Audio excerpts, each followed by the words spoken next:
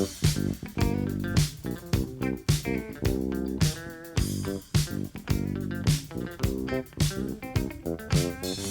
cookies. I love cookies. I love cookies. I love cookies. Welcome to Cookies, the world's most influential basketball podcast. Another perfect pod headed your direction from a balmy New York City. We have special guest, David Duchovny, has joined us, and he will be on with us later. But right now, Andrew Quo. How are you, Andrew? Doing incredible, man. Sweltering out, as you said, in New York City. It's got the backpack sweat. Listening to those mixtapes, riding around on a skateboard, Astor Place, going to Wegmans, you know, all that 90s stuff we used to do. Do you find front sweat or back sweat more of a nuisance / embarrassment when you're, like, say, at a party, public transportation, etc.? Front sweat, definitely. Back sweat sucks too. I'm not going to try to downplay that, but front sweat is like, I don't know, face forward. I think that you take more of a brunt that direction. Why? Do you have a preference? Oh, I'm with you. The front sweat is just it's a tough calamity to deal with. Mm-hmm. You know, you're trying to go to a party. It's a zillion degrees. You're taking the train to get there. You're walking fast because you're late, and you show up, and you're like, I'm a monster. It's like Woodstock 99, man. Days of rage. Yeah. Have you been to any sweaty parties lately? It sounds like you're burying the lead. No, not really. This is more like from the past. But even with global warming, it's even more of a predicament. You know, I definitely remember wearing like a button-down shirt and going to places in like the meatpacking district and just having to like take it off and like wear it as a cape on the way over. Well, so are you an undershirt wearer? Do you wear a white tee under a button-down so that you can take it off? No, I was just like, shirt goes out. off, waving it in the wind, just trying to, you know, air dry on the way over. So you were walking around the subways with basically a piece of wet cloth, just like ripped, chest bearing. No, bearing never your did on the chest subway. That's just uncouth. Subway, you got to wear a shirt. But if you are strolling around, especially the meatpacking district back in the day, shirtlessness, anything goes. It's true, and when you're like 19, it's tough. You don't have the same shame you do when you're like me. You got a little bit of those. It's different when it's like, you know, now it's like we have to wear shirts in the pool, you know? Yeah. A white sleeve, short sleeve T-shirt under my basketball jersey. Yeah, do you wear a T-shirt under your jersey when you play like in a league? Funny you mention that. I typically do, and I think it just goes back to like high school and us being old and that being a trend at the time. Mm-hmm. So recently, I've been playing in this gym that's just hot as shit. So I was like, you know what? I'm going jersey, going no shirt. Wow. Normally I'm a T-shirt guy. I'm not T-shirt and a jersey guy.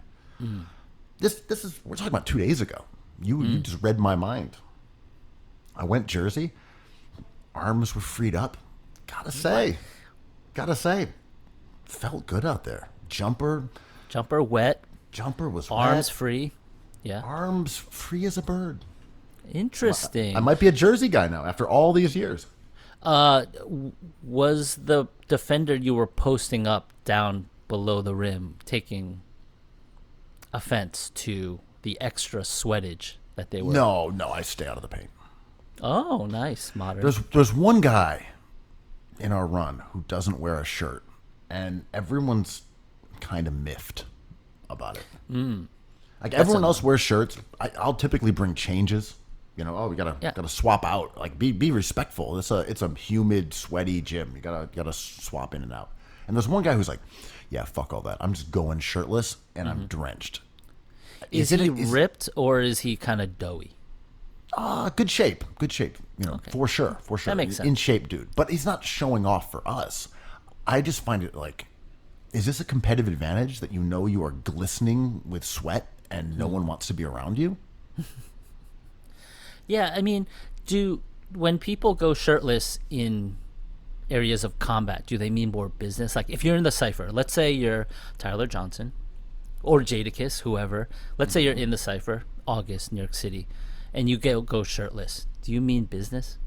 Do you get down to those rhymes? You mean like you might got to take your shirt off type of thing? Yeah.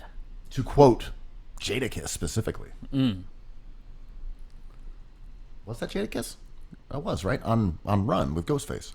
Maybe so. Maybe I so. might got to take my shirt off. I've been hearing. Yes. Yeah. It's a business decision. Right. Or yeah. Man, I've been walking around like I was just on Houston Street this morning. Shirtless? Shirtless, pouring with sweat, front and back.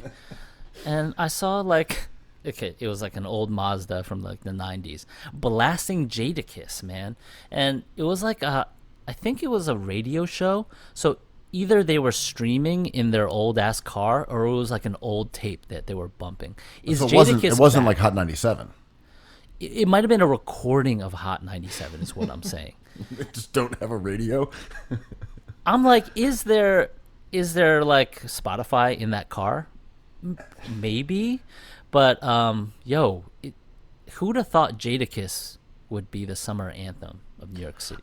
I'm with you. I've heard a lot of Jadakiss being played from cars over the last week since D-Block. his triumph in Verzuz. I wouldn't say I've heard a lot of Chic Luch. He hasn't had quite the same kind of renaissance that Jada to the Moi has. Yeah. Styles P kind of right in the middle. Maybe a little he's uptick. always right in the middle. Little uptick.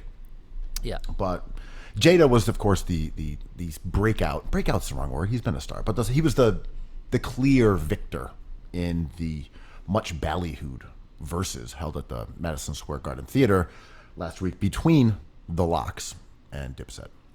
It was awesome. It was like the most New York looking thing I've ever seen. I was not there, but from what I watched of it, it was definitely more New York than even the Bad Boy reunion tour that I went to at Barclays, and that was fucking New York. That sounds amazing. We've talked about this, but give our new listeners, our new dedicated listeners on Patreon, a little taste of what that show was like.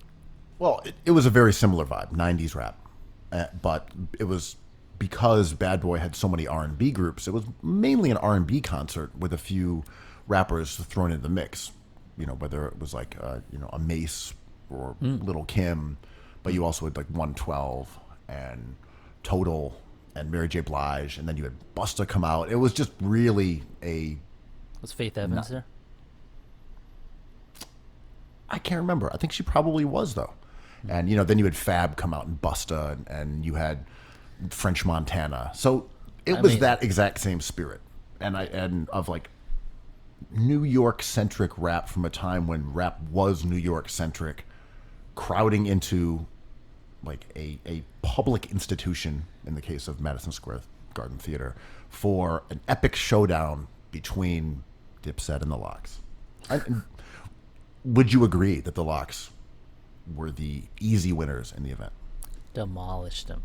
Like, Jadakiss came prepared. He got a good night's sleep. He did some push-ups. He had like a balanced breakfast, and he just came out spitting bars, right? Like, he was rhyming his ass off, and he was playing the crowd to his strengths. He was making Jewels look like a fool, and it was just a demolition. But my hot take is Dipset just came through, got that checked, and dipped. No pun intended. And for that reason, I give the belt to Cameron. You didn't take this seriously, therefore, you are the winner. Congrats. There was something jarring about how serious Jadakiss was taking this. Just being like, ooh, I'm going to really get them for living in Colorado and Florida. This is when I drop this. And I was just like, yo, he had this all planned. This is like kind of surgical and kind of not in the spirit of what I wanted. So I'm going with Dipset on this one. Well, there's a lot of talk about how Jadakiss and the Locks, I guess, reflected a different era in music because they were on Bad Boy, and I guess there's an idea that Bad Boy was about developing talent and kind of under the eye of Puff Daddy, as he was known at the time, they became real entertainers and real performers, and there was credit given to Bad Boy. I don't know if that's totally true or not, who can say, but was a celebration of craft in the discussions about the locks, that they cared. Mm-hmm. You're going the other direction here is what I'm picking up. I mean, it's all true. The locks had the craft, they had the delivery, and they put in the work. But Dipset will always be more interesting to me because it's chaotic. And they get up there, people are making fun of like the layers of patterns Jewels had on. They didn't really look prepared, and that's why I love them, man. It's just like, it's undeniable that Dipset has many great songs. But when they show up and they're just a mess, I kind of love it, man. Is it weird? It's like not showering, eating a sandwich that's too big over the sink. It's just my shit. You're like, this I get. Also, by the way, congratulations on your no showering take becoming mainstream. Oh, thank you. After your sink eating take becoming mainstream. You are truly a... us celebs, we don't shower, so this is common knowledge. You are a prophet of personal humiliation. Yeah. Just wait till everyone starts drinking water out of flower vases, and then I've really made it. I mean, like, get in on the ground floor, listeners. Yeah. That's the new shit. And I don't know, in maybe a month or two, maybe 6 months, you'll start hearing about celebs like David Duchovny, for example, drinking out of vases. Yo, they're kind of big, but not too big. They look cool. What's not to love? So, are you drinking out of goblets? Well, it depends on what kind of vase you're rocking. But yes, I am, like a king. A smelly sink, over the sink eating king. From a goon to a goblet. So who'd you have for this versus? No, I'm with you. It was clearly the winner was the Locks and specifically Jadakiss. But my main takeaway was that I think Jada's a really good rapper and he deserves credit for being consistent. For years and years and years, he's used pretty much the same cadence, the same kind of delivery. He sounds cool. Look, this is a guy, much love to Jadakiss. He was actually the very first Cookies guest, along with Eddie Wong. They were the Cookies #1 when we first started at Vice many years ago. So Jadakiss, literal day one. Nothing but love for Jadakiss. But I've seen people saying, is he top 3, top 5 of all time? Top 10. You got to have Kiss up there. I'm like, I mean, what really separates Kiss from like Lloyd Banks or Fabulous? No, they're all I love good. Fabulous. Yeah, my God. They're all good. I like all of them. At various times, I've been a huge fan of all of those rappers. But I also kind of put them in the same category. Yep, that's fair. Cameron and Jewels are not in that category to me. They were kind of a step into the wackier, right? I put Cameron above all of those guys. Me too. Yeah, just because he was more interesting. And again, like Jadakiss's mixtape with Green Lantern was like fantastic. Yeah, that's great. The Champ is Here. That's a great mixtape. Like Jada's sick. Yeah, but I just don't view him as being as, I mean, interesting might be the operative word here. As creative as Cam, as weird as Cam. Yeah. Overall. And Jada's sick, right? Like, always have to in stone. Jadakiss is one of the best rappers. But I agree with you, and especially watching all this Donda stuff go down and Kanye doing his new Kanye thing. I'm like, I'm glad I went back and listened to all of his first records, the old Kanye. Those are amazing records, like, no doubt. Unbelievable. They still sound great, but I'm so glad he got weird. He's had a lot of misses with stuff he tries out. But I'm so glad, like, artists kind of don't stay in one place. Like Cameron kind of tried different stuff, so I'll always forgive him for kind of blowing a performance at MSG Theater. And this is kind of, I guess, what separates people who are now touting Jadakiss was that doesn't mean they don't like Cameron or they didn't like Dipset, but many of them did resent that kind of, how would you describe flamboyance? It was the flamboyance. It was the fact that hipsters liked Dipset. It was the fact that they talked about drugs and guns in like an unapologetic, like funny way. Yeah. That it didn't have. They weren't talking about drugs and guns in like a grave way or in even a necessarily a shit talking way. It wasn't threatening necessarily. It was a cultural thing, right?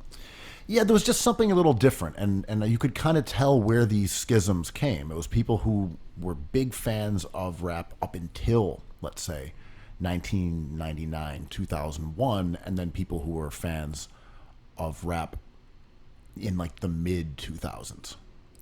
Yeah, that poll was It's confusing. like a minor generational rift, even within like New York rap, right at that exact moment that separates the Locks and Dipset, which is also weird because it's a different rift that separated like Bad Boy and the stuff that came prior. Because the Locks, when they came out, were shiny suit dudes. Yes. Yeah. They came out and they were MTV. dancing. They were getting Hype jiggy with Williams. it. Yeah. Yeah, they were viewed as being corny. Yep, exactly. Yeah, Jadakiss had to kind of go back and revise his initial presentation and be like, well, I'm actually a hard rapper and I'm a student of the game. And you're like, okay, we believe you. But yeah, he had to kind of shed the shiny rapper Hype Williams MTV thing, right? Right. I mean, Money, Power, Respect.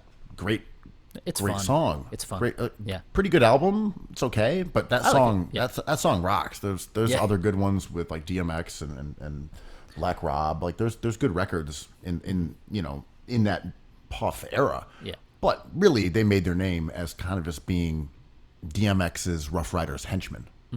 Yes, that's right. Yeah, and it's so funny. I always think of like when people try to save buildings in New York City, being like the Sunshine Theater. It's like we have to save these like monuments of our past. I'm like, yo, that thing went up in like 2005. Like it's constantly shifting, right? Like the framework of this stuff, and depending on how old you are. But then I went back and revisited all those original Bad Boy records. Yo, they hold up kind of. Like that whole like Hype Williams umbrella is kind of amazing. Like Missy Elliott's first record sounds amazing still, right? Well, I mean, he was the go-to guy if you had a budget. So those albums were the ones that were taken seriously by labels. So they also had the highest production quality. They had the best actual producers on them. They had, they probably were making a shit ton of songs and picking out the best ones. Like, so it does make sense that in retrospect you would say, wow, a lot of this stuff in that era was really well made, because that was still when labels had a lot of money and labels were, putting budgets into videos. It wasn't, like the landscape was dominated by RX Nephew and RX Poppy like it is today. I know. That poll was amazing. It was like, name your 5 favorite rappers, and you can't put Jay-Z, Nas, Dame Dollar, Kobe, Steven Jackson. You can't have any of those. And people were like, J. Cole. I'm like, I don't know what's happening. Like, the whole filter of, like, Gen X authenticity has totally mutated. Lupe Fiasco, Keith Van Horn. Like, do you get the joke or not? Interns, do something. Yeah. There's earnesty here, and I'm weirded out. But it was a joy to watch, and it was amazing to see Dipset again as the underdog, because I've seen them play some bad shows where people were like very annoyed at them, and it was nice to have that experience again, because they did not bring it. I've seen Cam live a bunch of times, and I wouldn't ever say he was like great, but he'd play the hits and everyone was excited about it, and then he'd be done with it. Yeah. He wasn't out there doing like the real 1-2 shit. When you see Tribe or De La, when they would perform, in their prime, or Biz Markie, there's a lot of like crowd engagement and pairing off one side of the crowd against the other to make more noise and things like that. And the Locks were definitely doing more of that stuff. Not specifically that, but they were really well coordinated with their DJ.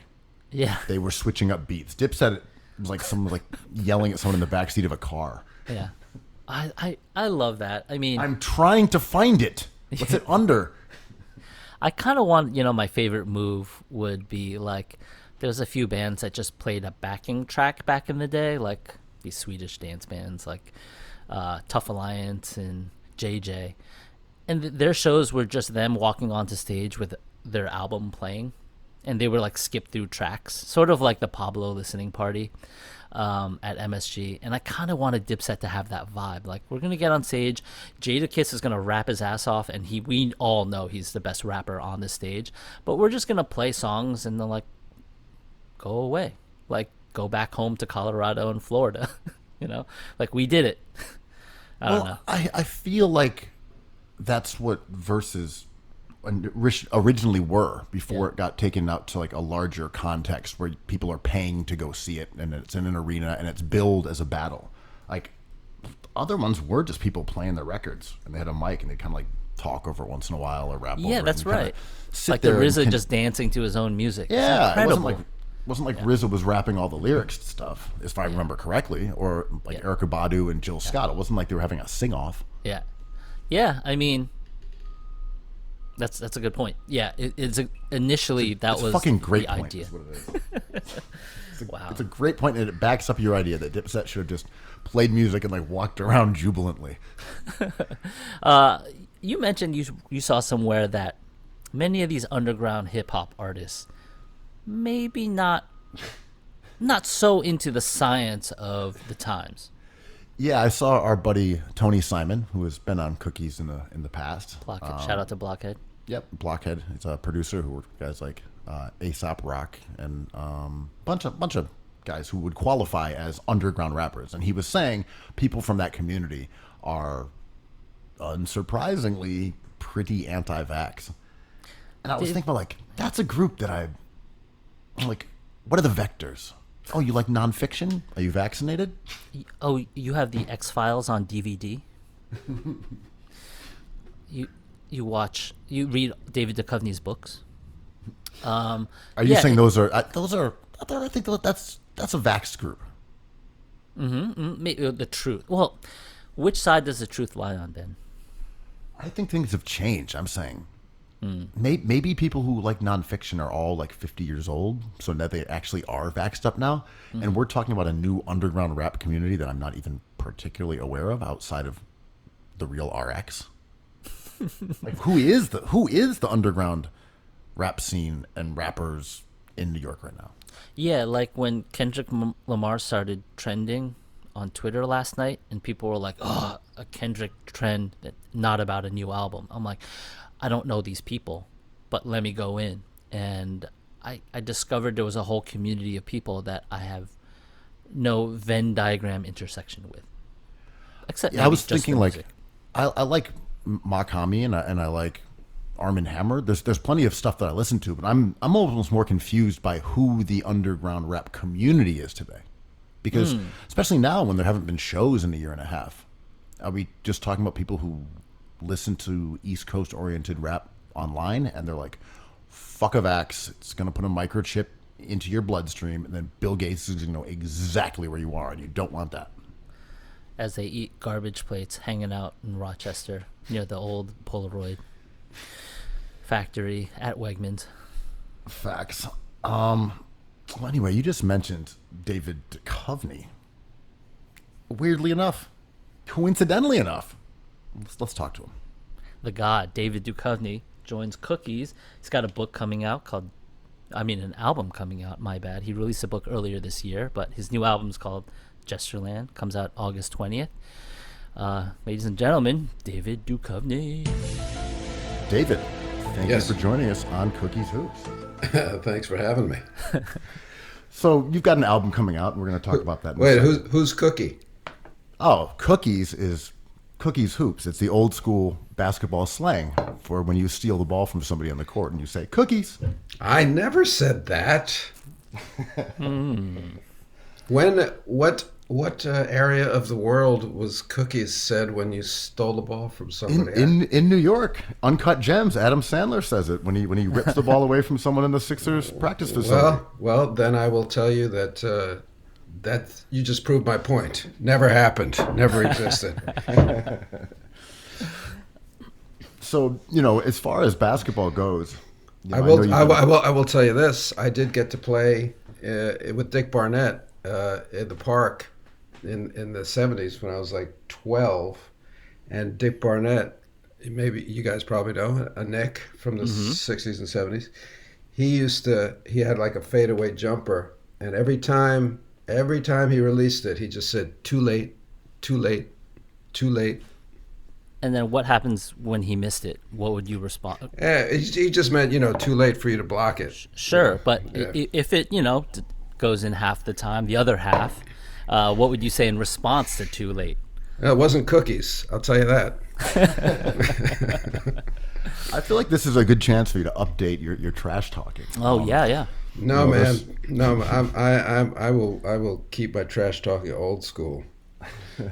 I mean, now there's some excellent ones, like if you dunk on someone, you tap the top of your head to indicate on his head. They're all to avoid, I think, getting technicals in the modern NBA, because you can't stare at people, you can't really talk to them, so it all has to be an ambiguous gesture as you run away down the court. Well, Dave, I expect you to strum the guitar, right? Like that would be the move. Oh, I'll El Kabong them. I'll hit them over the head with a guitar. I don't understand the whole dunking on somebody thing, aside from the fact that that I don't dunk.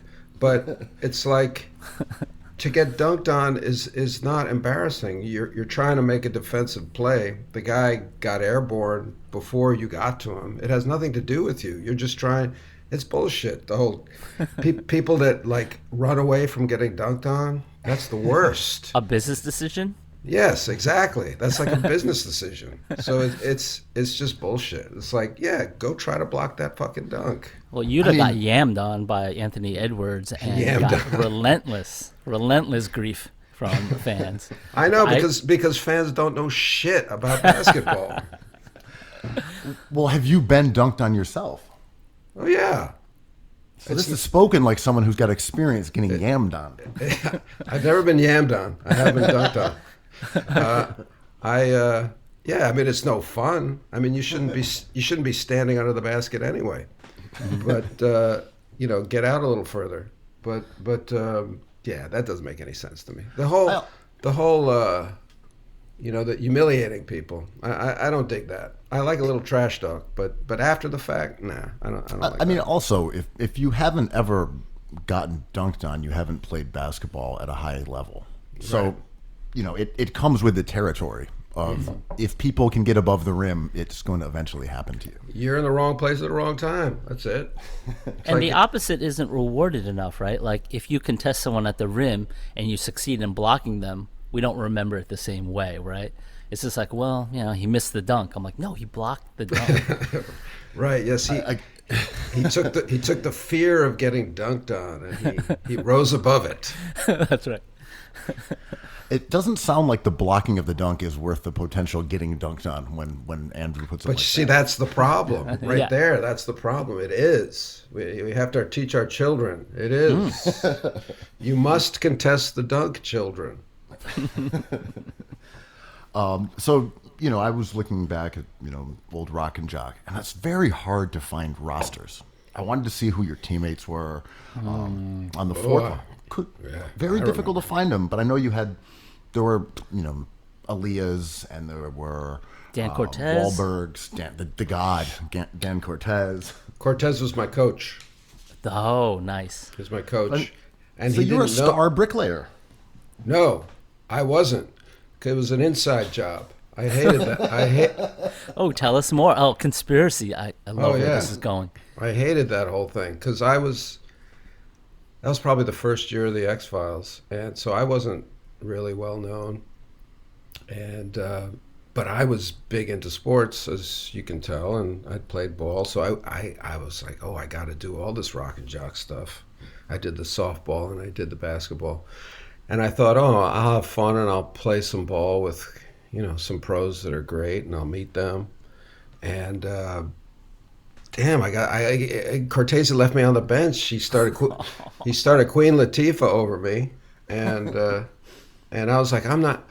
And they would raise the basket to like 40 feet in the air, and they do all this stupid shit, and I was like, oh no. I was like sitting on the bench, and I was like, oh no. If I don't score, I'm gonna have to do this again. So I was like, I've got to get in and get a bucket, because otherwise I don't ever want to do this again. And if I don't score, I'm going to have to. So I got in and I hit a shot in my mind, it was over Reggie Miller, who I hated because he was a Knick killer. And I was like, "Yeah, Reggie, come get this." And Not known as a defender. Oh, thanks a lot.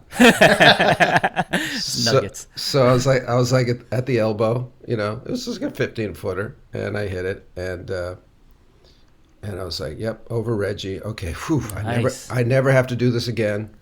And then at the end of the game, and I remember thinking, like, looking at Reggie, like, "Yeah, fuck you, man, fuck you." Nice. And after the game, Reggie comes up to me, big smile. He's like, "Hey, can I get a picture with you? Me and my sister are such big fans." I was like, "Oh, I love you, Reggie Miller. How are you?" I'm so easy. I'm like, "Yeah, I'll do anything for you, Reggie Miller. What do you want? What do you want?" I like the idea of you sitting on the sideline as they raise this 50-foot basket, and you'd be like, "What is this bullshit? What is Yeah. I've never played with this. This is not in the rule book." Dunk on that. Yeah, so that was that.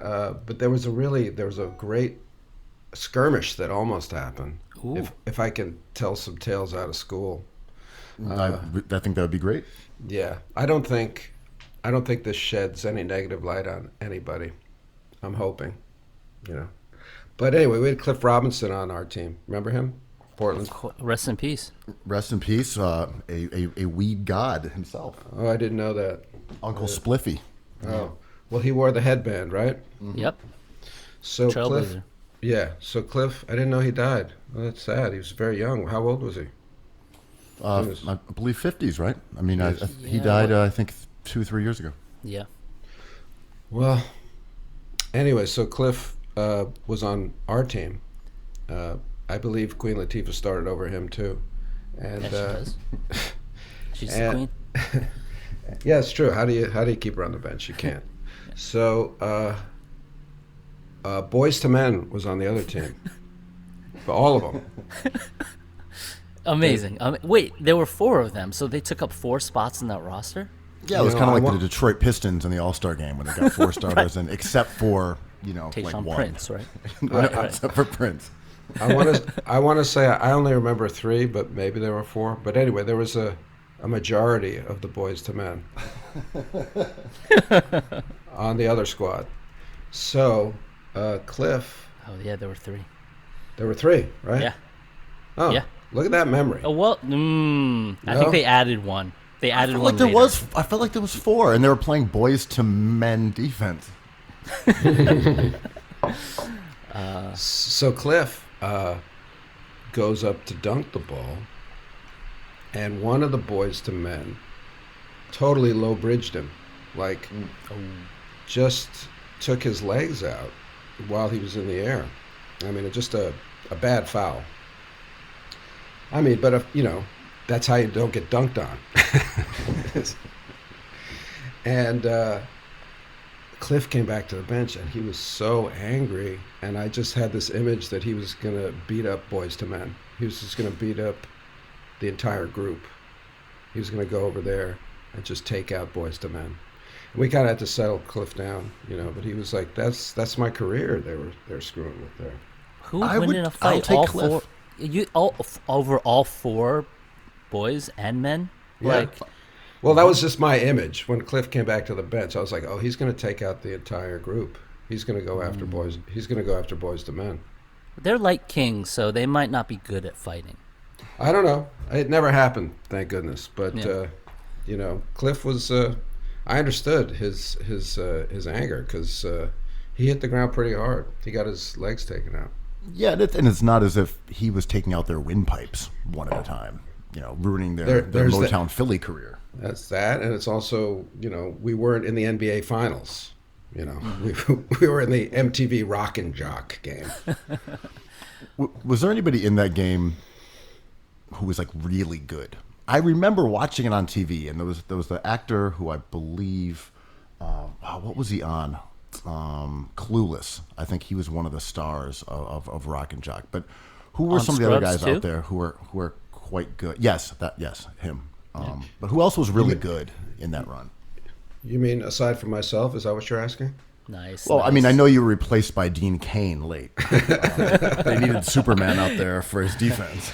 Well, Dean Cain was a professional football player. You know. That's right. Yeah. I mean, he's a proper athlete. No shame in getting replaced by Cain. Here's a song coming on. Here we go. I think who else was good? You know who's a good ball player? The fellow who played Ed on television. Ed. Oh, I remember that show. Interesting. And Jim Caviezel is a good ball player. Wow, Thin Red Line, right. Yeah. He's tall. That makes sense.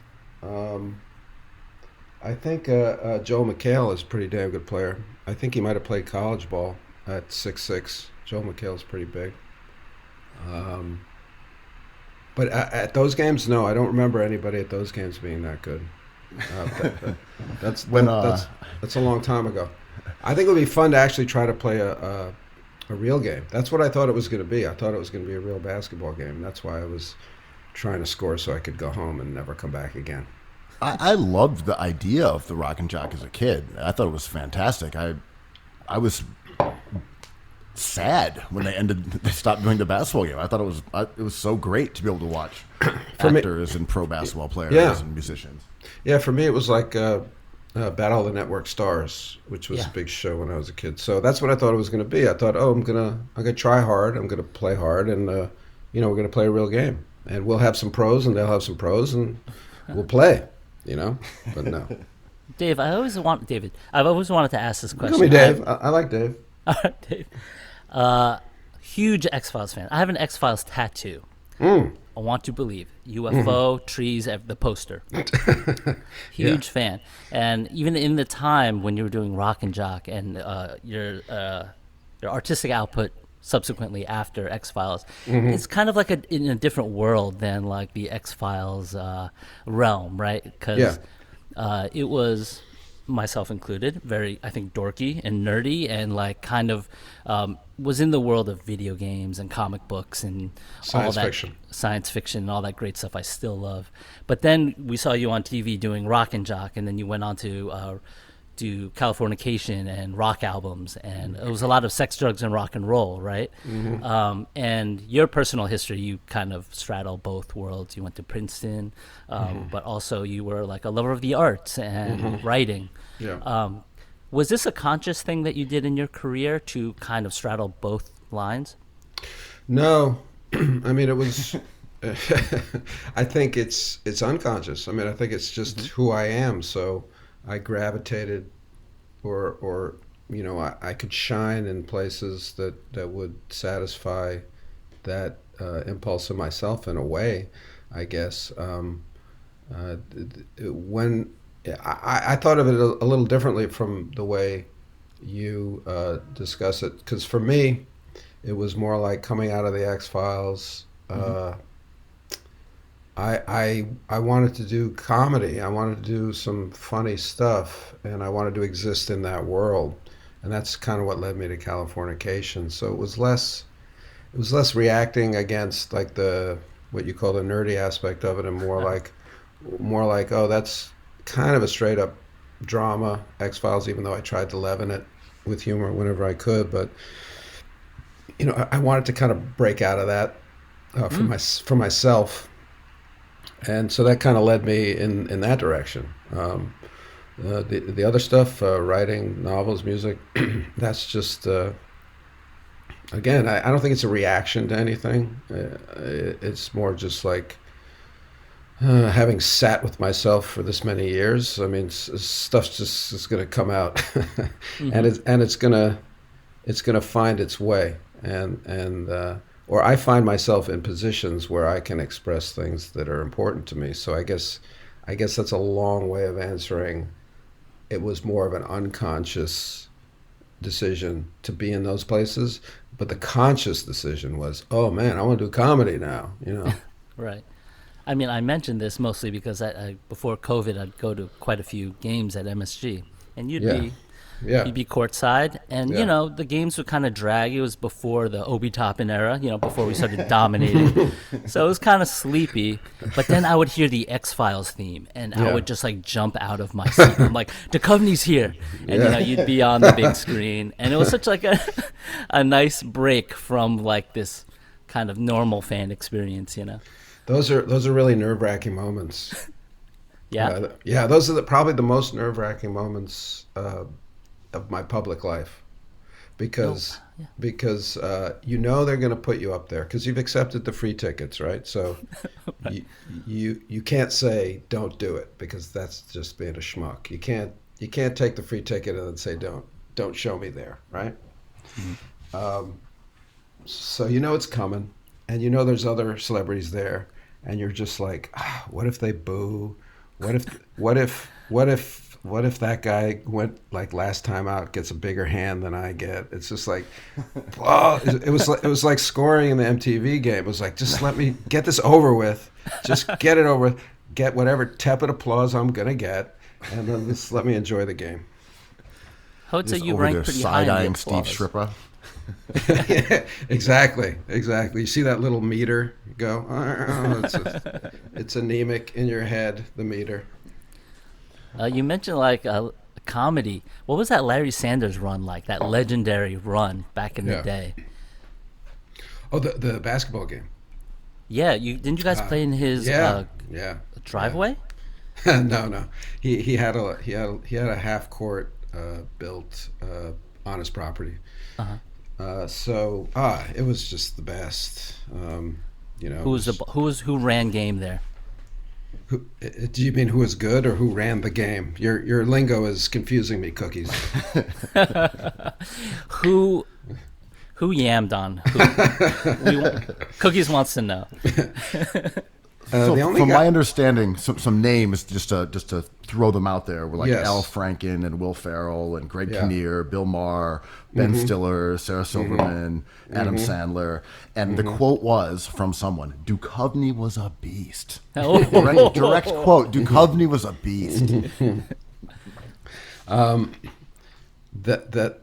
The only guy who yammed would be Kevin Nealon, because Kevin's about 6'6". Kevin is a big man. They were friendly games. They were rarely heated. They were 3-on-3, and just some of the best times of my life. The funniest times. So many smart, funny, loving people there, and there was a big lifeguard chair there too. The kind of Wayne Fetterman, who was the comedian Wayne Fetterman. He used to sit up on the lifeguard chair and watch over the league.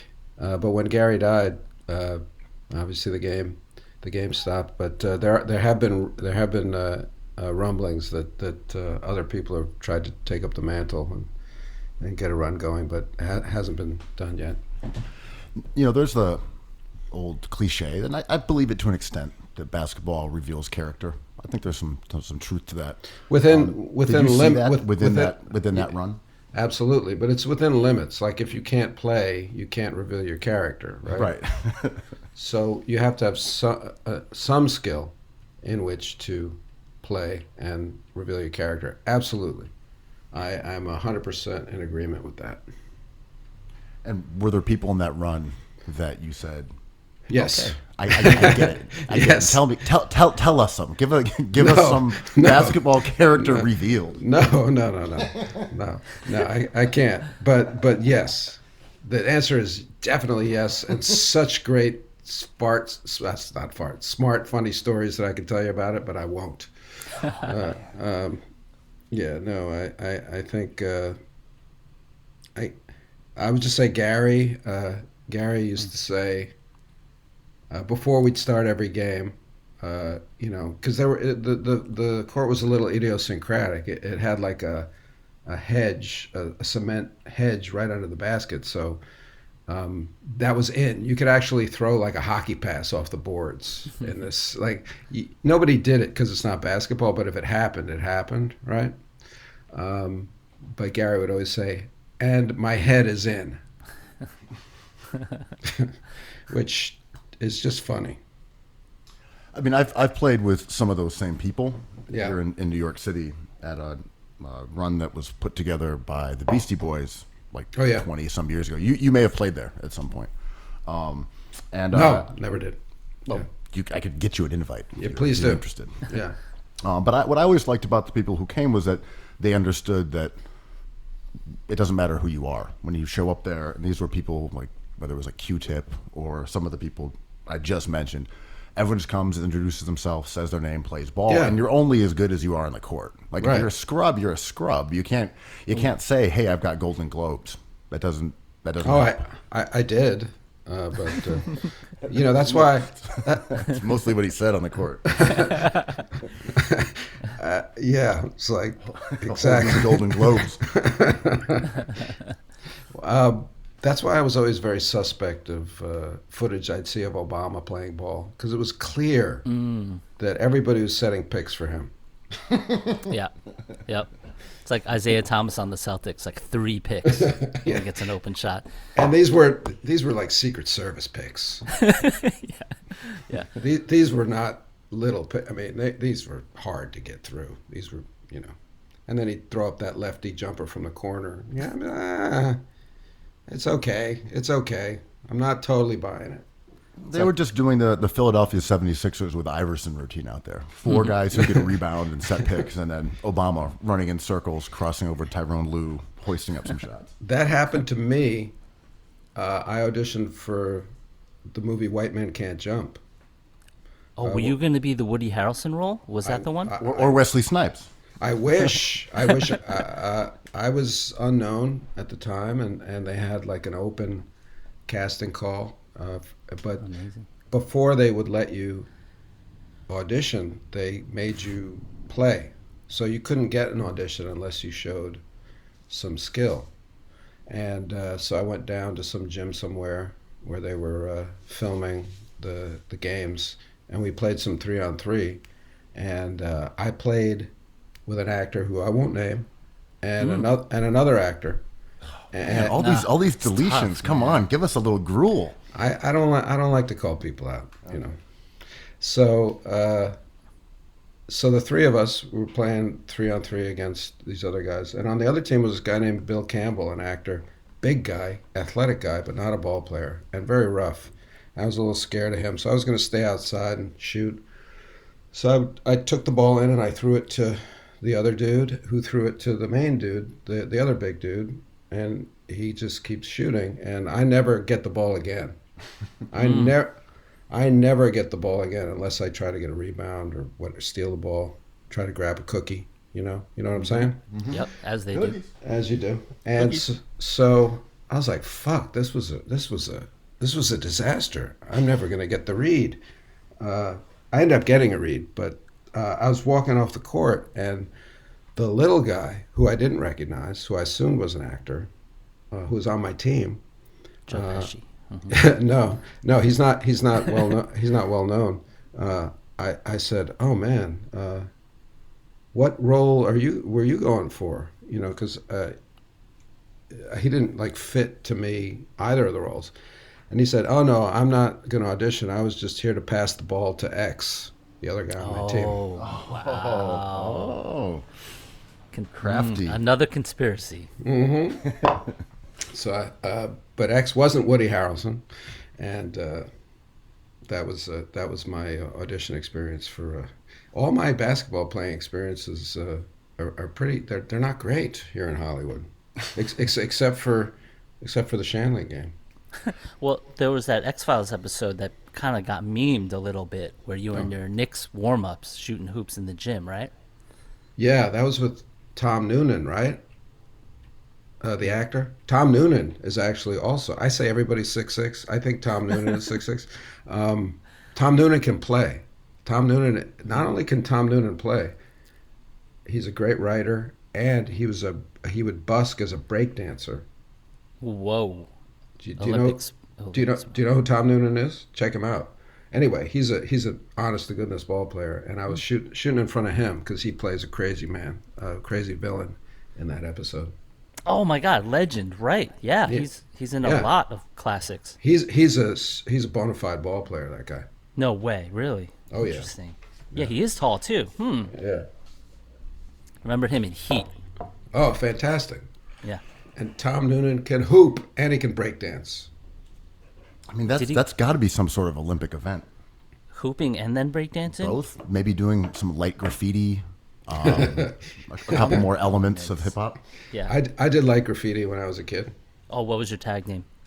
Oh God. Ducov one. Cov one. The fact that that's close is so embarrassing. Oh. There was a couple. Okay. One was Duke 170. Incredible. Just incredible. And the other was Dr. D. Why are you laughing? I don't think that there's anything funny. What was the 170? I lived at 172nd Avenue. Oh. So And it was the D. in case the cops wanted to arrest somebody for the graffiti, they could just. Here's my home address. It's like those buildings may have been gone for 40 years. I mean, we're talking about 1970s New York. We're talking about a completely different era. I'm talking about 1970. Not 1970s. I'm talking about 1970. And also what we used to do is we would steal posters off the side of buses before everything was electronic. The posters used to get jammed into these metal frames on the buses. You know, like a picture in a photograph book, and you could dig them out. So there were great ones that you wanted, like Peter Max posters was the big quarry, big game. Yeah. Yeah, Keith Haring yanked a lot of those out, painted on them, and put them back. Right. I didn't do that. I didn't put any Dr. D on it and put it back. Did you roll with any famous graffiti writers that we'd like? No. Now? No. I wasn't really a graffiti. I mean, I just thought I bought the marker and I did a couple, and then I was like, I don't have skills. I have nothing to say. Before we ask you about the album, because I know our time is running short, there was a question that I wanted to ask you about kind of the popularization of conspiracy theories via X-Files. And obviously, you know, prior to that, you had the Warren Commission and Watergate, Iran-Contra, Red Scare. Like, we were not new to conspiracies.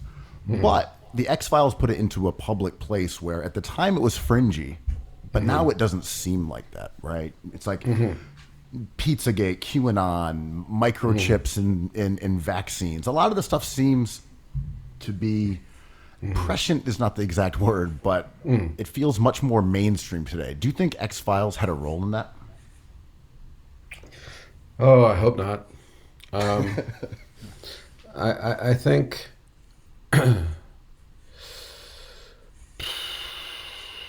yeah, I don't know. I don't know how to answer that because I'm of two minds. You know, one is the pride in the work that we did and the show that we made, and the other is my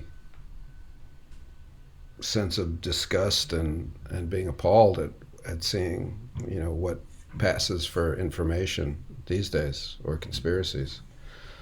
So I can only think that, you know, Mulder was an underdog at a time when, you know, there was nobody listening to him about his thing. So I mean, I always thought of him as kind of a heroic underdog in that way, but to soften people up for the idea that the government is hiding huge and improbable truths, I would hope I'm not part of that, you know. And in terms of conspiracies, I feel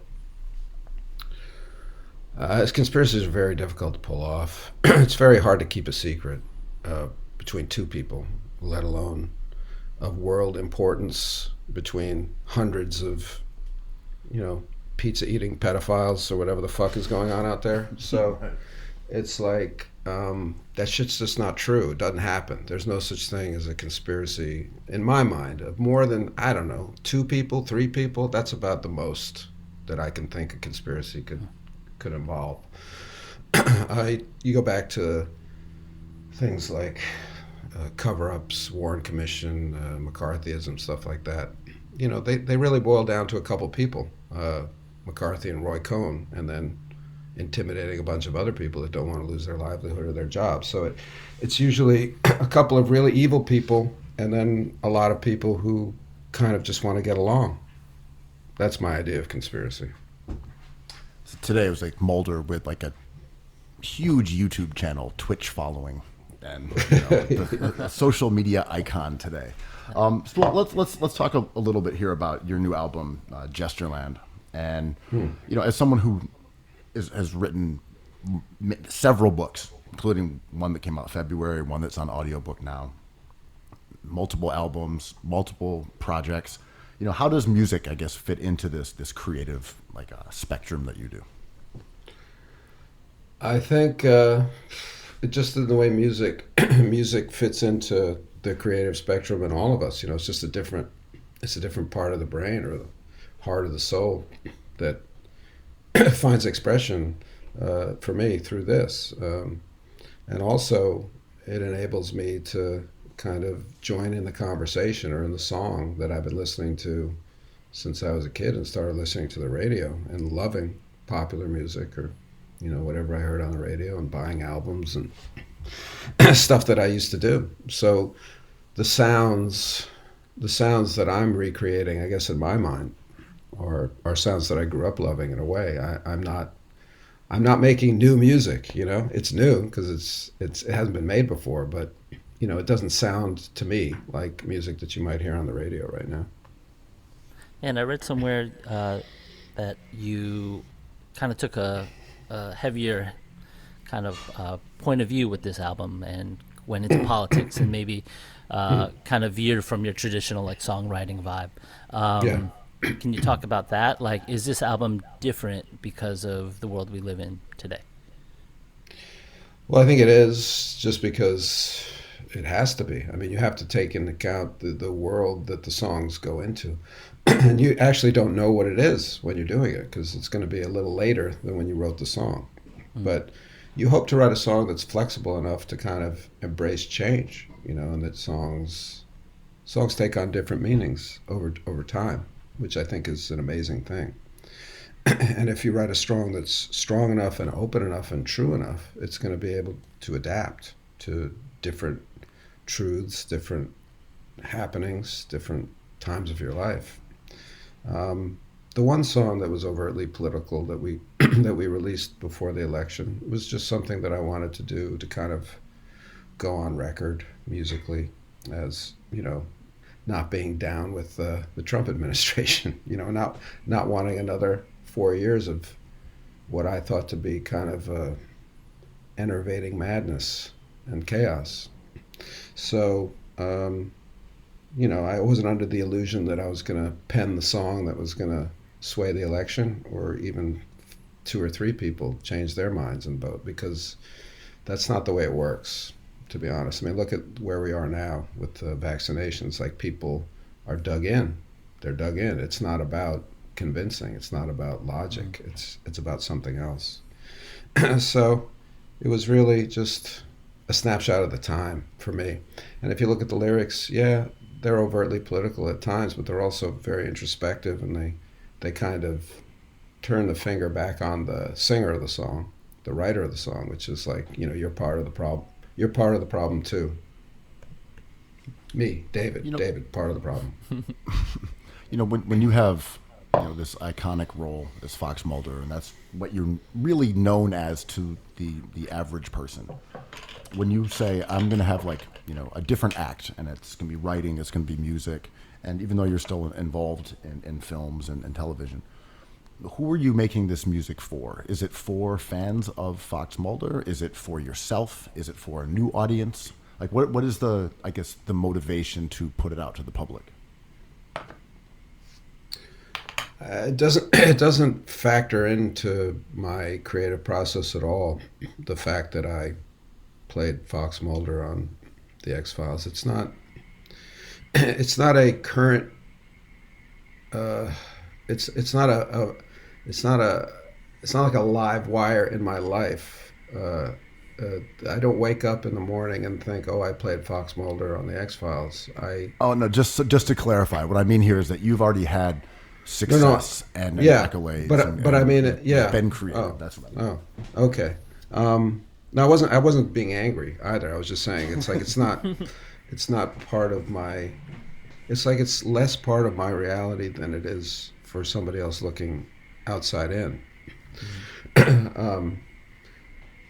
It's really, I think what any creative person is doing is just bearing witness, and you're just saying, hey, this is what I've seen.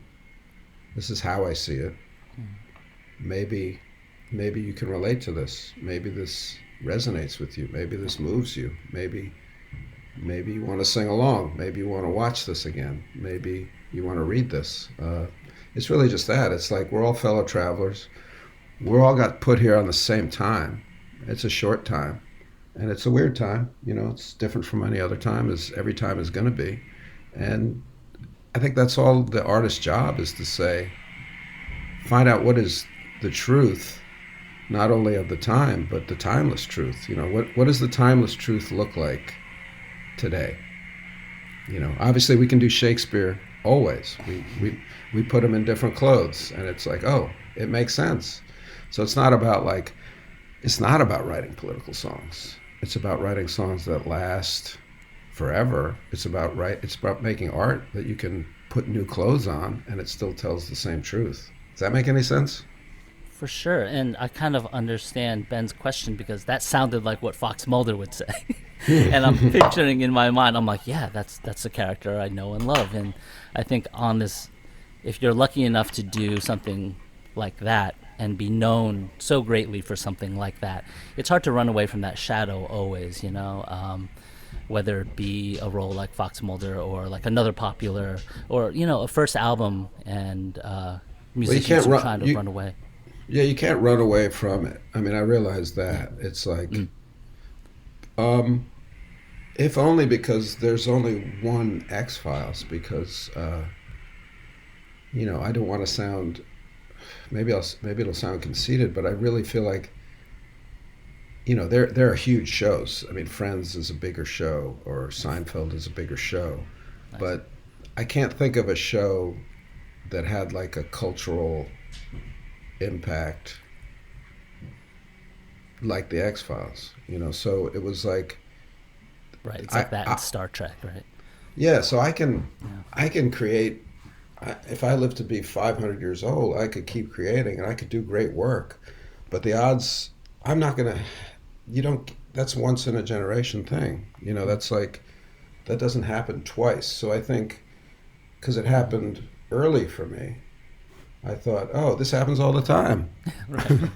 Right. So I just got to get another. We'll get back to the finals next year. Yeah, I'll do another one. Another one.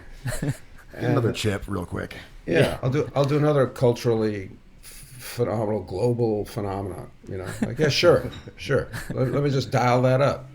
So, and then eventually you realize, wow, so lucky just to have been part of that, and then it's just a once in a lifetime kind of a thing, and then you can kind of free yourself of chasing that, chasing that feeling or that relevance or just that excitement of like, oh man, being on everybody's tongue in a way, like, oh, what did you watch on Sunday or Friday, whenever the fuck it was playing, it was like that.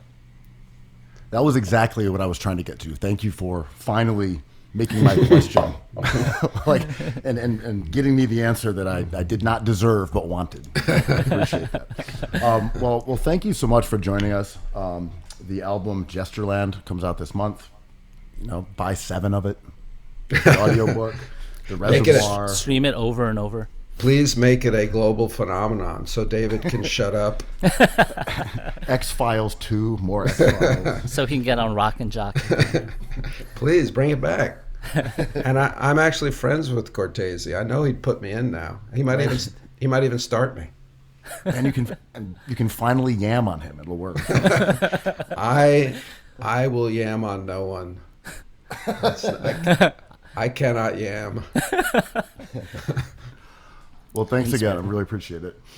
Thank Hey, you, David. It was a pleasure. It's just scratching the surface of my hoops knowledge, so we'll have to do it again some other time. Would love to. Anytime. Yes. All right, cookies. Thank you, Bye. David. Bye.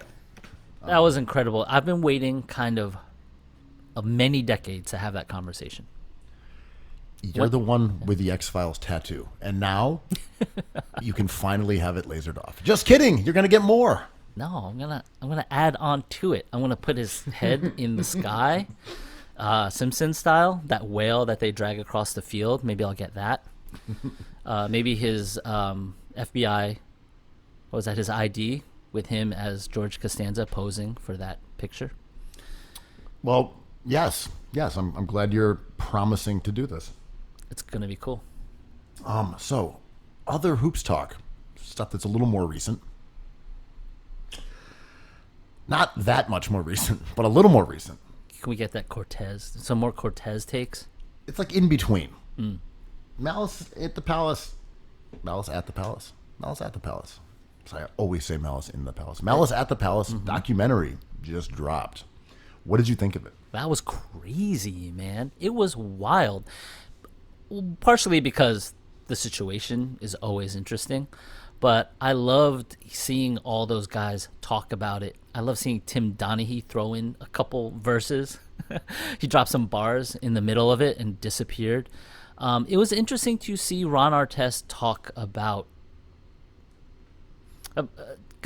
talk about his life currently and what he was thinking at the time. And Steven Jackson, after all we know about Steven Jackson, his kind of rise as like a pop NBA voice. I don't know.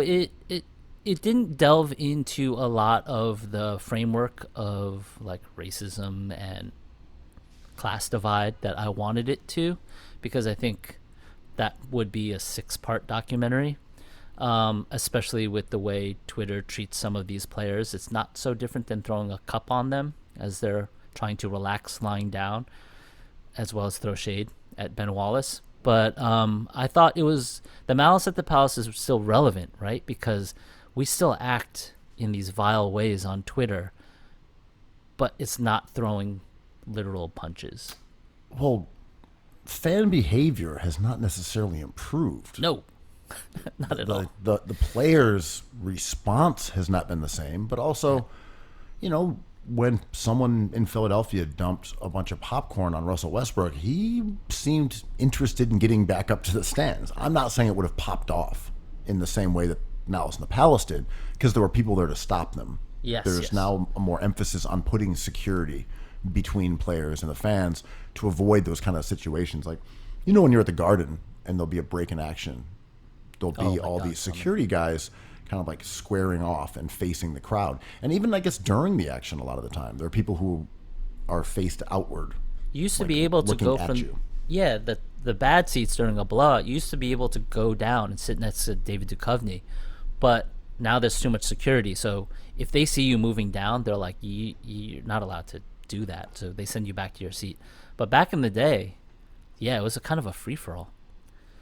So this brawl that was between players and the fans, justice in the Palace, as some people like to call it, the streets, has not been replicated due to some of these security precautions, but also because the league came down a whole lot harder on the players than it did on the fans. And that was part of the documentary, how they kind of took away Jermaine. The focus of the documentary was Jermaine O'Neal and how they took his opportunity away to win a championship, kind of as much as Reggie Miller. And, Steven Jackson went on to win in San Antonio, and Ron Artest famously won in L.A. But it skirted a lot of bigger ideas, I think. Well, it's interesting because Jermaine O'Neal was pretty outspoken about ideas of race and class at the time, and on other subjects as well, such as like the dress code. Like Jermaine O'Neal was not someone who was oblivious to these ideas, nor one who really held his tongue. Yeah, he's kind of a very balanced, thoughtful dude in the documentary, and he expresses his disappointment like viscerally, which is really sad to see, in a way that Reggie Miller's is like, it kind of channels it through anger, because Reggie's career kind of blossomed in a way after he retired. But Jermaine O'Neal was sitting there and he's just like, I didn't know what to do.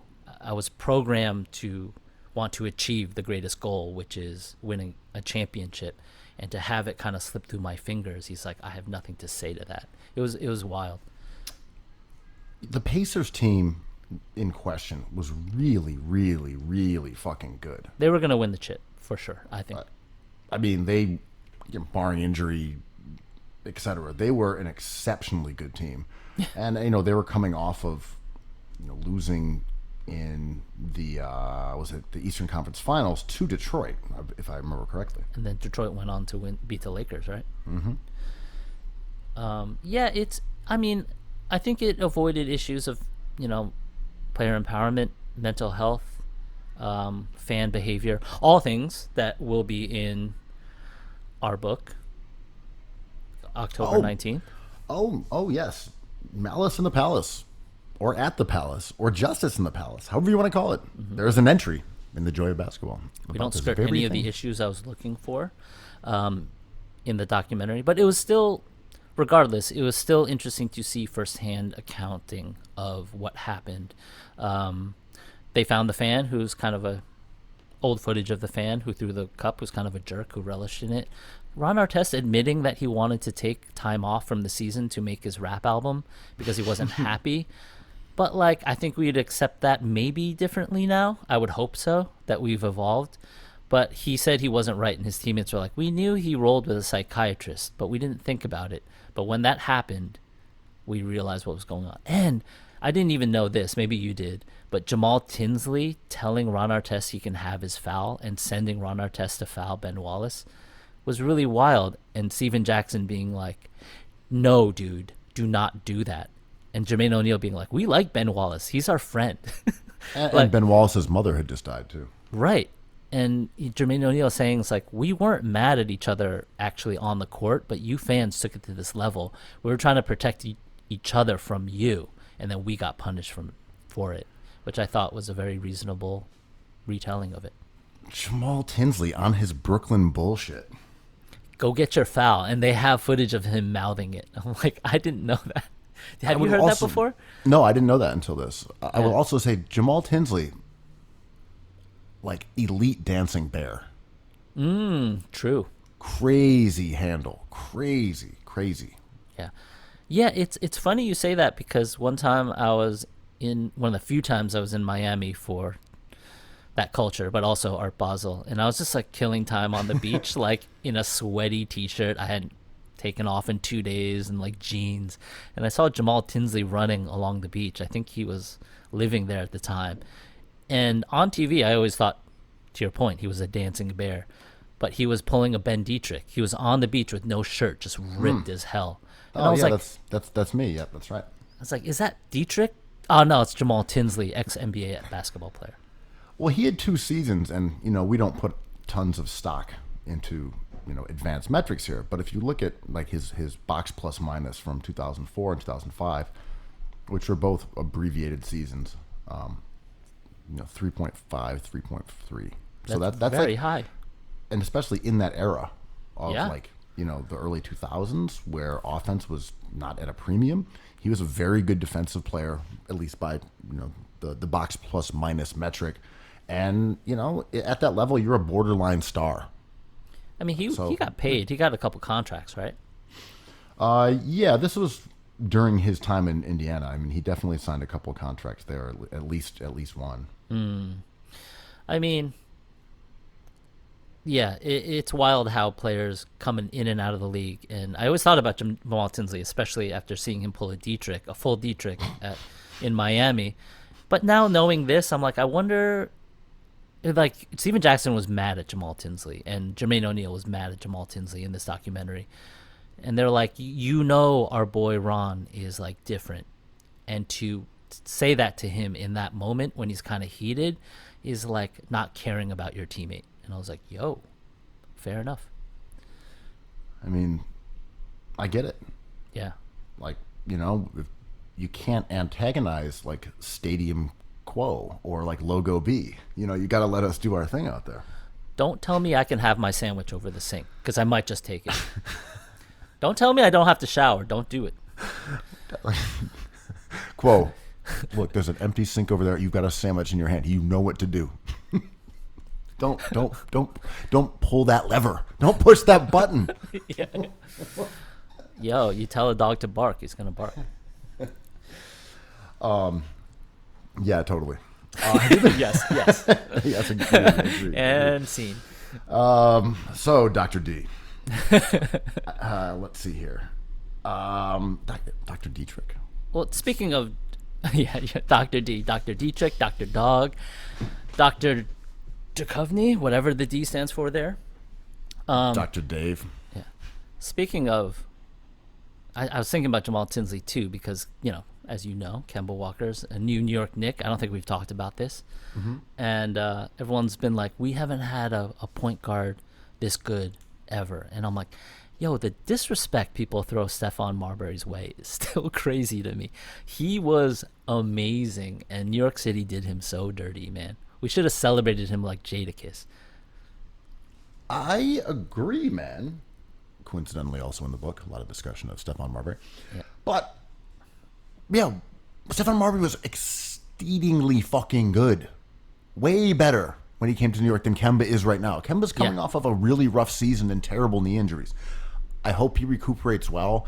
You know, they have him on a team-friendly deal, and I believe he's coming off of a buyout, so he's not hurting for any money here. But, you know, Kemba was damaged goods. Yep. You know, he was shipped out by Boston to get back a guy with a contract that had previously been moved the offseason before as like a salary dump. So Marbury was freaking good. Marbury was a star. Yeah, he was coming off of like he had risen to stardom in Minnesota and kind of like taken his lumps a little in New Jersey, and kind of, I think, redefined himself in Phoenix and then New York City, right? Well, the thing was, he was young. You know, he got traded a lot, but he came into the league at 19, and, you know, after, you know, what was it, 1 year at Georgia Tech. Mm-hmm. And, like, by the time he got to New York, he was only 26. Yeah. It wasn't like Kemba Walker, who had a knee injury and was 31. Yeah. Yeah, I don't understand the Kemba Walker. I do understand the Kemba Walker optimism, but it's to your point, it's like I'm medium excited because he is dealing with a multitude of injuries that seem degenerative, and he is still a wonderful player when he's right, but that's taking a lot of assumptions into hand. And like, you know, we had it with Marbury, in my opinion, and they built not the perfect team around him. Shout out to the god, Zach Randolph. Keith Van Horn, I think, was on that team. In actuality, I believe, maybe. And the way we do this is wild. I mean, the Lakers fans are the best at this, right? They're like, oh my God, we got Trevor Ariza. It's going off. I'm like, well, it's a different Trevor Ariza than when you had him before, or Dwight Howard. Like, we saw the problems Dwight Howard had last season. It's also easy to forget how players were stigmatized, especially guys like Marbury at that era. You know, we're talking about, again, like the Malice and the Palace, the early 2000s, and discussions about players like Allen Iverson or like Stephon Marbury were different. We talked about these guys as if they were ball hogs because they were scorer distributors.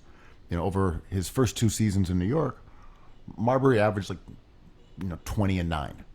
And that became the model for the current, backcourt guard. Like, the ideal offensive fulcrum in the modern NBA is a scorer distributor. And they're everywhere now. But at the time, there was still discussions about whether guards were basically allowed to be scorers or passers? Are you a pure point or are you a shooting guard?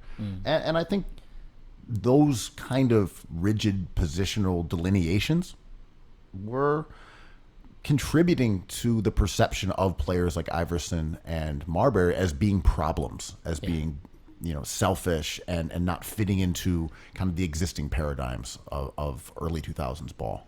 Yeah, I mean, a great example is happening with a certain point forward, and when people drag him endlessly and call him a point guard, I'm like, well, this is just a misunderstanding. We disagree on the way the basketball has evolved, so we'll never see eye to eye there. But I agree, Marbury was kind of in a new player, and going back. Sorry to cut you off. Just going back, I would say like you had some players like Penny, who were anomalies and weird, and of course McGrady could pass. Jalen, but really, Jalen. There were some guys around, but that position of scoring / distributing guard.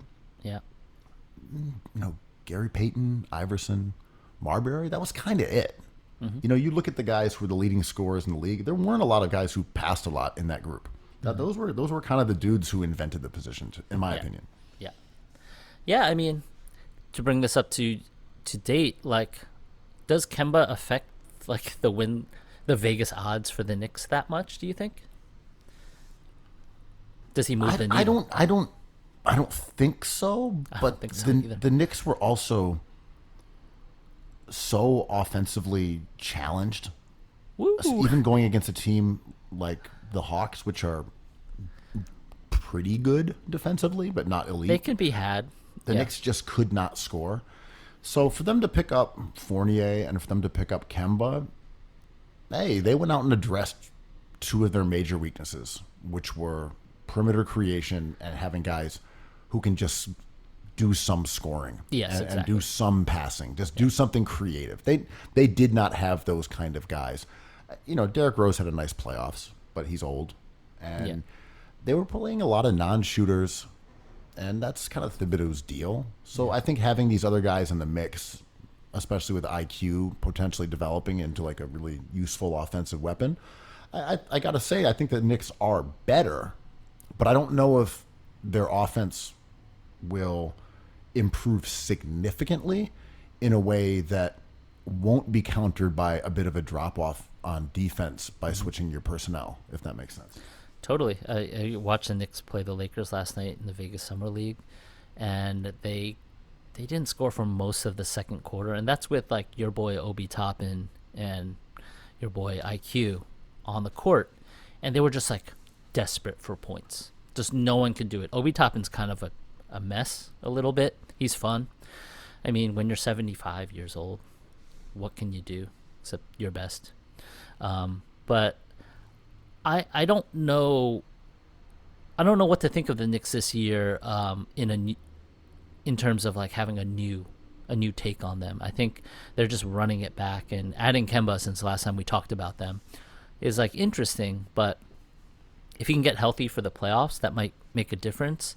Getting him there, I think, is the challenge. Him and Derrick Rose in the backcourt is like not super exciting for me, but then again, IQ and anyone else in Grimes in the backcourt is like electric to me. I'm just like into the new shiny thing. Right. I think the key with Kemba, as you said, it's obviously health, but the fact that they just did not, in the typical Knicks form, pay through the nose to take a crack at an older guy with decaying knees. They didn't give him Amare money. They didn't give him Joakim Noah money. Yeah. They're giving him like $8 million. Yeah, $9 less than million 10 for 2 for a couple of years. It's not going to cripple the organization, no pun intended, if his knee is just not going to get him back to being the same kind of dynamic player he was. Yeah. And you don't actually even need him to be that guy who plays 34 minutes a game and gives you 20 and 10 in that same role that Marbury was expected to actually have in New York as that guy. Give us 20 and 10. We need that every night from you. They don't need that from Kemba at all. They need some, they need some pick and rolls. Some flashes. He can pull up. He can knock down threes. He can help lesser skilled guys just stick to their roles and just play some defense and run up and down the court. So overall, I think from a cost of efficiency move, like econometrically, I think it's a great pickup. Yeah, I think it's more fun. It doesn't handicap them, as you said. Yeah. And it's fun. Yeah, He's it's from New super York. fun. He's from the Bronx. He had his biggest moments of his life were in the Garden playing for UConn. Then he won the national championship. Like, it rules that Kemba's finally in New York. Yeah. He's been the best player from New York City over the last, 25 years, probably. Yeah. And I wonder where this flexibility is going, because the NBA is a finite pool of possibility, and all these players, I don't believe they didn't sign anyone for longer than 3 years. There's a lot of team options, I think, at the end of these contracts. Almost all those deals are for 2. Yeah, I like it. And then one would point directly to Zion Williamson, who has already his team has expressed whatever. They don't like the Pelicans that much. His boy is in New York. He's expressed wanting to be a Knick forever. I don't see him turning down that extension. Like, Luka just took a huge one. But who is in play here? And it's one guy, right? It's Karl Anthony Towns. Isn't that who they're waiting on, kind of? Because it's not like you just wait for the disgruntled superstar to become available. I'm like, well, which one? Because there's only a handful of superstars, and we know what's going on with each one of them. So I just think this is like a space to maybe acquire Towns with these good deals and all these young players. I think that makes sense. You're looking at the landscape, avoiding a Ben Simmons conversation, but it's the same kind of deal with him. Like, where is that trade? Like, who is that guy that's going to shake loose? Considering the Knicks core, Dame doesn't make a lot of sense there, but Cat does. Yeah. But if you flip it around and you look at it from Philly's perspective, you're like, okay, who's available that will keep us a contender for the next 3 years that you're willing to trade? And for what we have. For what we have, and there isn't any obvious solution outside of maybe Dame. So in the Knicks position, maybe that one guy is Cat. So contextually, if you're star hunting right now, there's no idea who it'll be. But that terrain may shift in a year and a half. It does all the time. In fact, it will change in a year and a half. But right now, the Knicks just have to play the card that they have dealt and assembled. Mm-hmm. And I think you just have to go and hope that some of these guys turn into valuable chips that you can then flip. And I don't mean to sound gross about players. These are our men. These are people with families. But I just mean, if we're talking about the management of a franchise in the next position, you have to hope that some of these young draftees you took turn into rotational players that other teams would be intrigued by. I think IQ is the 6th, 7th man in the league for 10 years, man. But as a starter, not quite sure, But speaking of young players, have you been watching these rookies, man? These rookies are filthy. They're good this year. Anyone in particular you're down for? I think Sengun looks great. Yeah, dude. I've seen some pretty good highlights out of Suggs. He looks amazing. I watched the Sixers play. Maxey looks good. I've seen IQ play. He looks great. The big thing to me about these younger guys is that, in comparison to last year, for sure, was that these guys have been playing ball for a while. Mm-hmm. Last year, the NBA players came back and they were in the bub and they looked good. Mm-hmm. But college guys, they did not really have that typical experience. Last season. If I remember correctly, there wasn't even a summer league, right? I don't think so. No, they canceled it for sure. Right. So there's no summer league. They had an abbreviated camp. They had an abbreviated preseason. And then these guys hadn't really had access to gyms, as far as I could say, for the most part. Yeah. Since the college season ended in March. Yeah. So basically, dudes hadn't played ball, and they were only, they're 18, 19, 20 years old. So I think seeing these guys who have been active now, they're going to look better than last year's class, without question. Mm-hmm. And there's an evolution of I think these guys are better and better every year. And it may just be as simple as 2K is very influential. And I know a lot of these players, Suggs talks about playing 2K a lot. And the conversations we have around the game now are much different than the ones we had even 5 years ago. And I think these kids are involved, and they're just like smarter players. There's less projects than there used to be. Like the top 5 picks are kind of reasonably polished, like dominating the summer league, which is not always the case. To your point, like them taking time off, Jalen Suggs from the Magic said something interesting. He was like, this is the first time I've been able to concentrate on basketball because I've either been a student or a football player. So just like watch out. Like I'm about to ball out because it's the only thing on my plate. I'm like, that's fascinating, right? Makes sense to me. I also do think the point that you made before, maybe it's part of 2K, but I think and culturally, ideas that were new to the NBA, let's say, I don't know, 7 years ago, 10 years ago, 12 years ago, have caught up to basketball overall. And the requirements for being an NBA player have shifted accordingly. So I think there is a greater understanding that if you don't have a consistent jump shot, no matter what position you are on the court, unless you're just an outrageously talented big man, like that's going to be an issue with you making the pros. So I think at a younger age, players are developing outside shots. Players are working on their handle. It's not like when we were growing up, when someone who was 6'5" or 6'6", they would just shove you into the post and say, "Here you go, buddy. You're a center." There's an awareness that, like, at 6'5", playing center on like a high school team is just not going to cut it if you have greater ambitions. And even if you don't have taller players, they're going to let you play a different way. You're not going to be a back to the basket center at 6'5" and playing AAU and playing at all these high levels. So like, I think that's trickled down. And I remember a couple of years ago, I was out in LA working on a story about the Drew League, and I went to this gym rec center in Compton, and there were guys practicing, and all they were doing, maybe this is 6 years ago, 7 years ago, all they were doing was practicing corner threes. That was it. That was it. They were just 3 guys and a coach, just corner three, corner three, corner three, corner three, corner three, corner three. Go across the court, corner three, corner three, corner three, corner three.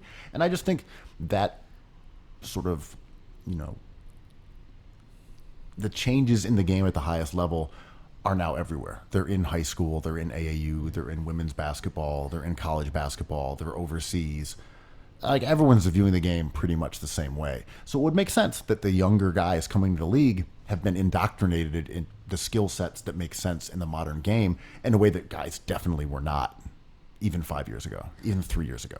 Yeah, and like, talk about a business decision, right? Like, these kids grow up as ballers. They're gifted at a young age. You can see it in AAU. And then I mentioned 2K because, like, I think the create a player and the player ratings have like a big effect on this game. And kids at a really early age learn how to build players from scratch. It's like, well, I don't want to be all scoring because his rating will go down, and passing, and this and that. And you kind of like simulate the perfect overall player.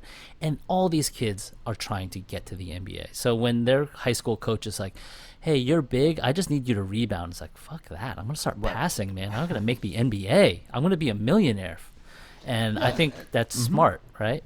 And I think some of this it's also just the natural, I guess, progression of the game through social media too, where, growing up, you just watch games on TV, and now you can go and watch just dribbling highlights. You can go and watch, okay, here's what's on YouTube.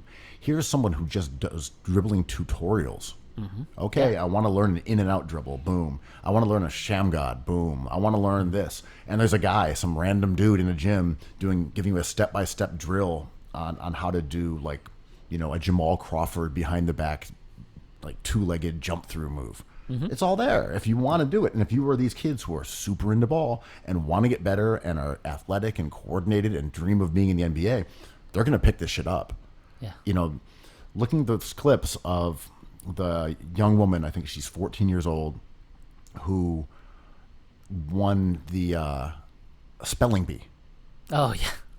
Watching her YouTube clips of her practicing footwork, you're like, the future is on the way. Like, look out. She was doing, gather steps every which way, backwards, into jump stops, into threes. And you're like, oh, all these kids' footwork coming into the NBA is going to be outlandish in like 2 years. It's just going to be crazy because they're internalizing like the James Harden stuff, the Luka stuff, the Kyrie stuff.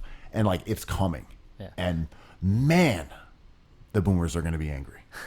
I was watching the videos of that spelling bee champ, and I know she was like, I'm a basketball player first, which is incredible. And then when I was watching her dribble, like trick dribbling, those Guinness Book of World Record videos, I was like, get her out of basketball and put her in charge of like something important. The nation. Because her brain isn't normal, right? I'm like, that's just not normal. So to have her like break ankles in the WNBA is going to be amazing. But like, shouldn't she be in charge of something really important? I don't know. That was just a thought. Sure. If you have that kind of Duchovny-esque split between athleticism and brains, you just got to use it for a higher power. You don't Find want- a higher truth. You don't want to waste it looking at the past, what you've done. You got to look towards the future and helping people, straddling sex, drugs, and rock and roll and nerd culture. Absolutely. We did it again. It's another perfect pod. The perfect pod. We did it. We did it. Cookies. And here we say, cookies. I love cookies. I love cookies. I love cookies. I love cookies.